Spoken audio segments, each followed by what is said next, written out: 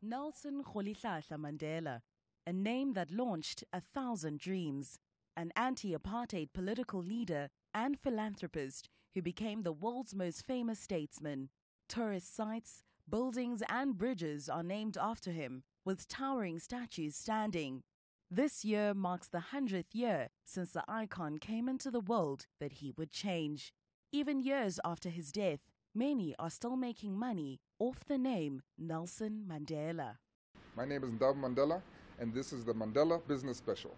In 100 years, his name has been spoken with pride from the paddy fields of Vietnam, through the savannas of Africa to the smoky steakhouses of New York City.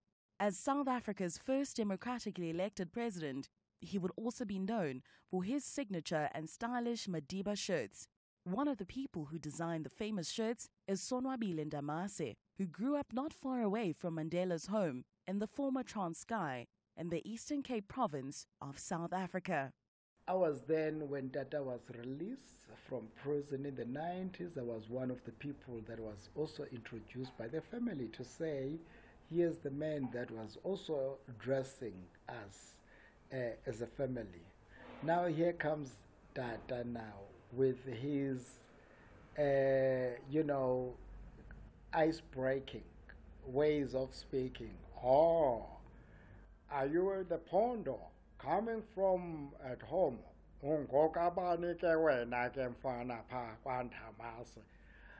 then I started to narrate the story and say, and then she giggled and said, ha ha ha, a designer coming from the Pondo?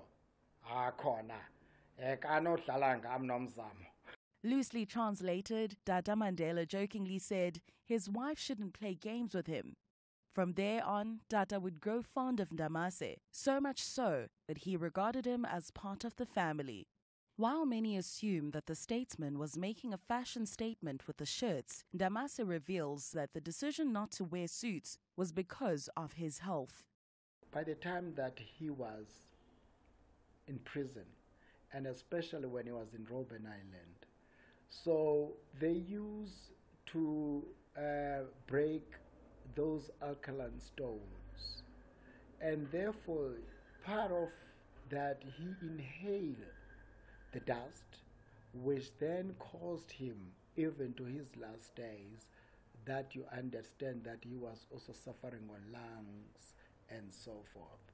It was within that then at that time, so he needed something that is going to be cool to his body, but something as well that is going to be elegant, and of which at the end of the day it was going to be something that's not heavy to his body. The shirts would be known far and wide, with many designers replicating them from Cape to Cairo. The famous Madiba shirts were trending. A designer, you start something and then you need to have followers. That's the only thing that I could say. If people do not follow on your trends that you have started, therefore, you are not at all a creative person. My creation, if ever everybody is starting to do it, and they can do it in a way that they can commercialize it, they can give it names, they can give it whatever it is, the one thing that remains, the originality, will still become original. People will always know where does this thing comes from. I am happy that I'm an inspiration to the world. The more people multiply me, the better for what Tata has done, because that was the purpose. The shirts were only the beginning of the Mandela brand. The list continues to grow, from Mandela wines to teas to coins. So this particular medallion has a mintage of 100, so it's already pretty scarce. The selling price was 39,500, but it has all been sold out. So again, it shows that limited edition medallions and coins are what are desirable. And of course today the mints go to a great deal of trouble to improve the quality, and as you can see, this is a perfect coin. You're not going to get better than this.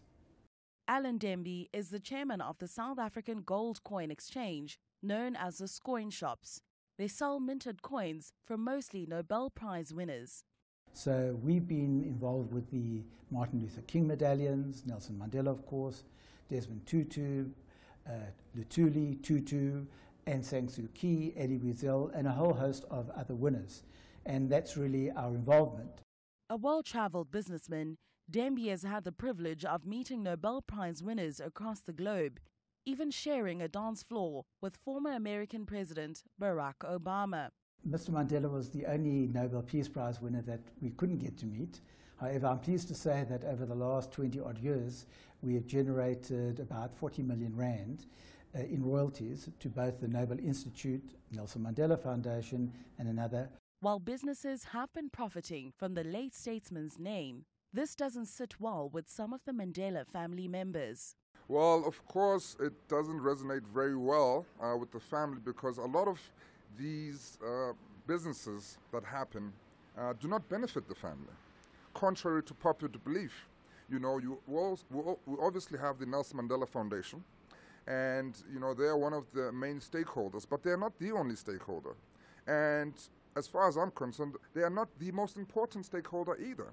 You know, the family for me are the ones who suffered the most, so the family for me should be the ones to benefit the most. The coin shop was also in the Madiba Mandela firing line. But for me, it's really making sure that people who are interested, who are genuinely interested in adding value and growing the legacy of Nelson Mandela, really work with the family, you know, because there are many businesses like the Coin Company, for example, that don't benefit the family, and yet they make hundreds of millions of rands. That is not something that would sit well with us. I don't think it would sit well with you if someone was misappropriating a name, making hundreds of millions of rands, and you not getting a single cent. The chairman of the coin shop says this is not the case. It's actually the Mint of Norway that actually makes these coins, and every time they sell the coins to wholesalers and distributors, they pay the royalty. So they've got no interest, and we ourselves have got absolutely no interest in the actual royalty. By the time we get the coins or medallions, royalties have already been paid. And again, they don't pay it to the individuals, but only to their foundations. And if you look at the complete collection of Nobel Peace Prize winners' medallions, they've only given funds to their foundations, not to an individual as such. Whatever the argument, the world commemorates 100 years since Tata Nelson Mandela came kicking and screaming into this world. Those that know him share fond memories. Tata kept me grounded by virtue that he always says, never be bigger than your people. People are the one that make you to be who you are to a particular degree. You pave the way, you do certain things, but you must also know that people are watching for whatever step that you are doing. So therefore, as much as this young boy, I should think my family ground as well worked on me because of where I come from. You know, and my family, and that kind of a thing, you keep it within yourself. Then I was absolutely doing the same, keeping it within myself, but doing what I'm supposed to be doing, and then in getting people to enjoy. Because as you're asking a question, how did I feel then, and also now knowing it is then on his passing, and whilst he was still lying on that particular bed, that people started to rush unto me. I think what I've noticed is that he has bound the people together, and he could have been angry, he could have been bitter, but it shows that he got people to come together. And maybe in my later years, I'm trying to make more peace with my friends, colleagues, and business friends than ever before. So that's my takeaway. We, teach young people about the importance of farming and getting involved in agricultural business. And so each kid, in the different schools will have a plot. They'll be given seeds to grow their own produce. And at the end of the day, there'll be two winners. One will be the one that yielded the most amount of vegetables in terms of actual kilograms, and the second one will be the best quality vegetables. And those two winners will then get to go to Sun City for the weekend. And as you know, many of these kids who are living in these rural areas will never even get the opportunity to leave their province, let alone go to a 5-star holiday resort known as Sun City.